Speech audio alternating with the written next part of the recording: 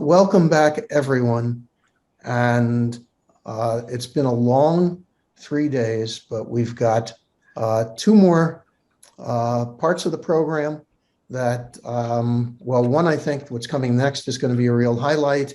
And then after that, I want to do my State of the Center talk and do some brainstorming about the strategic planning process that we're undergoing at the center.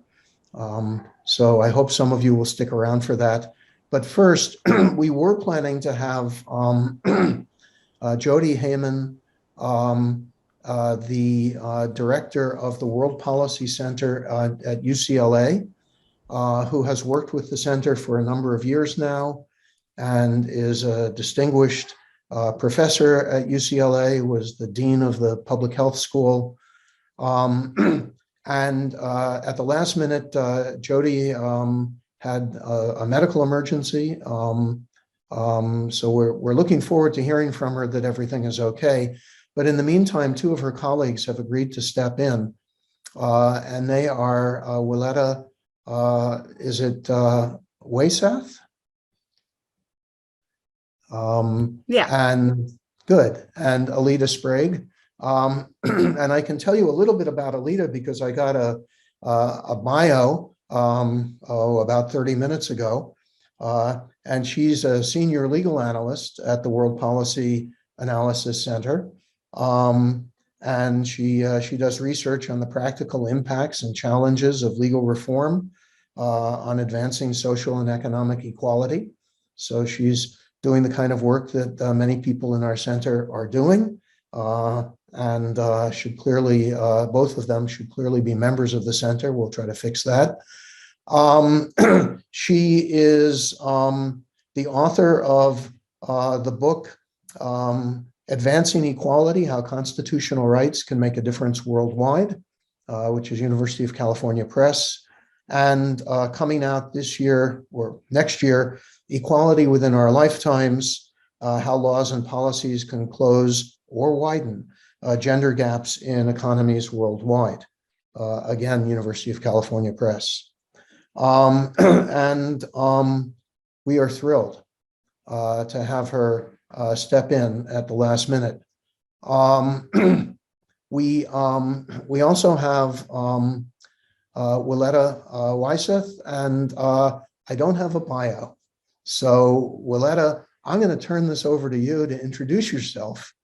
And then Willetta and Elita are going to share some slides with us about the work that they're doing that I think almost everyone here is going to find really interesting. And they're collecting data on equality. And the data they're collecting, I think, is going to be useful for the research of a lot of people in this room. And so I'm excited about learning more about it. And if you're not yet, I think within about half an hour, maybe less, you will be. So with that, I'm going to turn it over first to Willetta and then let her turn it over to Elita. And then you can decide who wants to explain the slides as you display them. We're going to leave lots of time for question and answer. So Willetta, the floor is yours. Yeah. Yeah, it's a pleasure to be here. My name is Willetta. I've worked with Jody at the World Policy Analysis Center for almost 10 years. My background is in social science and public health, really interested in the structural and social determinants that shape health well-being, including labor law, social protection, and I've worked really deeply on this database. So I think Elita will probably take the lead in going over this. She's extremely skilled legal analysis and communicator, but I'm happy to be here to jump in with methodological details in terms of the process of developing the indicators. And we're excited to be here. Elita, would you like me to go share the slides and you can say next slide, or would you prefer to share your own? If you're able to share it, that would be great. Thank you so much. Yes. I will do that now and then. And thank you everyone for joining. Thank you, David, for your flexibility in having us jump in here for Jody, and thanks all for your patience. as we go through these slides that we didn't plan on presenting this morning, but I hope just to do justice to the presentation that Jody had put together and just give a basic overview of what we are doing at World and some of our forthcoming or some of our newer data around discrimination at work. I think we'd welcome anyone jumping in with questions throughout. I've heard that it's been a long 3 days, and I know you've already heard many presentations, so I don't think we'll go through every slide. But I want to go through enough just to give a sense of the findings and how the data can be used, and then we'll leave plenty of time for a Q&A. And I think Willie will be a really great resource for that, as she's been one of the leads in developing a lot of this data. So if you want to go ahead, Willie. So just as a quick background, the World Policy Analysis Center, we are based at UCLA. We're based in the Fielding School of Public Health, but we're a very interdisciplinary center. As Willie mentioned, her background's in public health, my background's in law. We have people from other disciplines, and we work with partners around the world. And what we do is really look at laws and policies in a quantitative way. So we look across all 193 UN member states and look at the original full texts of their laws and policies and create comparable quantitative measures that we can then use to undertake analyses of how legal changes affect outcomes, as well as create tools for accountability, like some global maps that we'll be showing you that can illustrate at a glance how laws and policies in areas that matter to equality vary around the world. You do the next slide. So one thing that informs our work is that policy data can just be a really powerful tool, especially when it's combined with other types of data on laws implementation and outcomes. So we have a range of studies that are available on our website that look at things like how changes in the duration of maternity leave affect changes in infant health. So we, whenever possible, try to look at whether law and policy change across countries actually has measurable impacts. You can go ahead. So the data areas that we cover are pretty expansive and growing pretty much every year. I'd say equality and non-discrimination are real cornerstones, but we also look at a wide range of social determinants of health and other areas of social policy. This is a current list, and as of now, we have over 2,000 indicators in these different areas. So it's fairly comprehensive, but continues to grow. And today, we're going to talk just a little bit more about specifically our constitutions data, as well as our discrimination at work data. So just to start out with constitutions, which is one area where I've worked a little bit more. These are the grounds of discrimination and equal rights that we code for when we look at constitutional protections of equal rights. So it's a fairly wide list, but not fully comprehensive. And we also look at social and economic rights, political and civil rights. And what we're really looking at is whether there are explicit protections for equality and non-discrimination on these grounds in the text of the Constitution.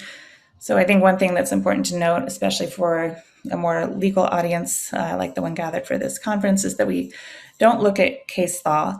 So we certainly recognize that case law in many countries has expanded the grounds of discrimination that are protected by the Constitution. That's absolutely the case in the United States, but our approach focuses on what's in the text because of both the practical and normative value of ensuring that equal rights on these bases are clearly established, especially in the context of shifts in court composition and decisions from top courts, including in our own country, the US, that are really putting well-established precedents into question. You can go to the next, Willie. So just briefly on our process, as I mentioned, we have a really multilingual team, multidisciplinary team. We look at the original laws and policies and constitutions of every country. And then we undertake a rigorous process for ensuring the accuracy of the data. And Willie can speak much more about that than I can if anyone wants to talk about the details.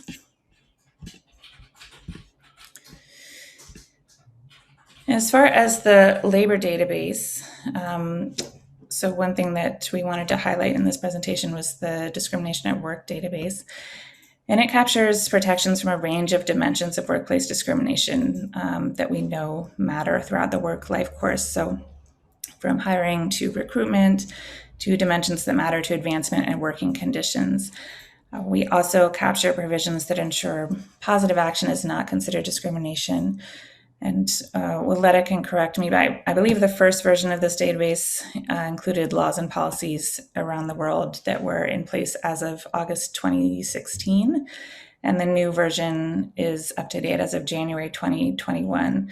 So one strength of this ability of looking at what's explicitly covered in the laws, we can look at changes over time, whether protections are becoming more robust and whether that has any impact on outcomes. One other important or notable contribution of this database is it does embed some measures of implementation and enforcement. So beyond just prohibitions of discrimination, we capture whether our employers are required to take any measures to really implement those policies and laws, such as by raising awareness of laws or providing trainings. We also look at the legal remedies that are included in the law and whether there are any provisions around legal aid. So while there are a range of approaches to operationalizing these commitments, I think this helps us understand whether employers have a responsibility to sort of create workplace cultures where the law is likely to have impact. Yeah, can I jump in really quickly? This is, I think, Absolutely. a fun place. So I think, as Alita mentioned, this is an update of our initial kind of baseline data, but there was also an expansion, right, to try to understand comparatively approaches to enforcement. And usually at the front end of a database or when we're developing new indicators, this is we consult the academic literature, international treaties, and at this phase, David Oppenheimer recommended a book that he worked on as an editor, Comparative Perspectives on the Enforcement and Effectiveness of Anti-Discrimination Law, which really, some of the learnings from that compilation really guided some of the things we looked for all 193 countries. And so that was, just want to mention how useful that resource was and what a strong foundation it was for this kind of attempt at a very ambitious expansion. I will just echo that I have returned to that book many times for various projects and have found it to be a tremendous resource. So thank you to everyone who's been involved in that project and related pieces. As far as protected characteristics, this is similar to constitutions in terms of the types of discrimination prohibited that we look at. It's based on explicit categories included in international human rights law, as well as what the literature tells us about common bases of discrimination at work. And just quickly, beyond non-discrimination at work, some other data areas where we examine discrimination and disparities include education. We look at inclusive education on the basis of disability. We look at whether gender discrimination and sexual harassment in schools are prohibited. With respect to labor, we look at whether there are gender disparities in access to parental leave, as well as whether leave is available to all family types, regardless of sexual orientation and gender identity. Just to give a quick sense of the findings around discrimination at work, this graph just shows what proportion of 193 UN member states prohibit discrimination at work based on each of these common grounds of discrimination. So the vast majority, 93%, do include some explicit protections against workplace discrimination on the basis of sex or gender. The least protected grounds globally are sexual orientation and gender identity. This parallels what we see in constitutions. And then there are many grounds that are covered by the majority of countries, but still substantial gaps. So just as one example, 1 in 5 countries around the world still lacks explicit protections against racial discrimination at work. So I'll just go briefly, I think, through some more detailed slides around gender. Then we have a lot more that we can talk through that are focused on other grounds of discrimination, but I might skip some of those just so we can get to more questions and use this as an example. But gender discrimination is one area that we've built out a little bit further. And one thing to note,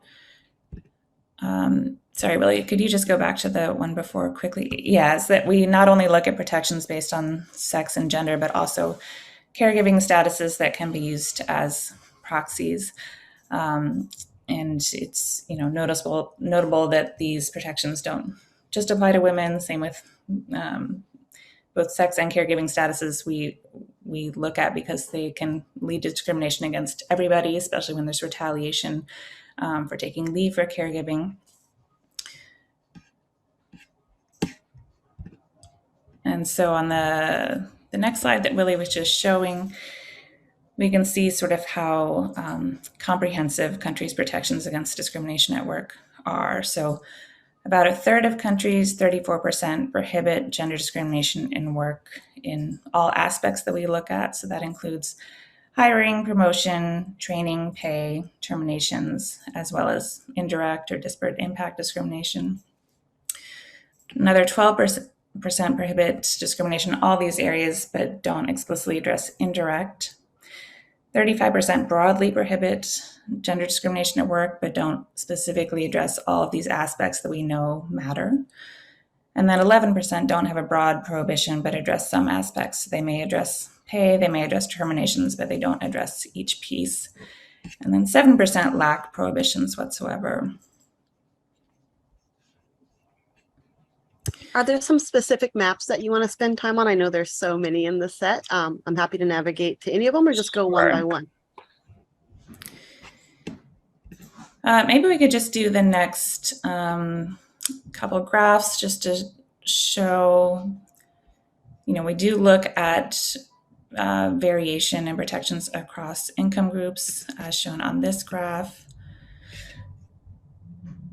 And I think when we look at these details around the proxies for gender discrimination in this case, like if on the next graph we're looking at caregiving discrimination, you can see that the proportion of countries that address all these aspects of caregiving discrimination that can be used as proxies for gender discrimination, it's far lower. So if we care about really comprehensive coverage across gender, this is a type of data that can help us identify some of the gaps. This map is just looking at some of the implementation pieces that we noted. So just briefly, about 20% of countries require one or more measures, employers to take one or more measures, such as trainings or establishing a code of conduct to prohibit gender discrimination. Another 5% make it a general responsibility to prevent it, but don't have specific measures. But the majority of countries prohibit gender discrimination, but don't actually require employers to take specific steps.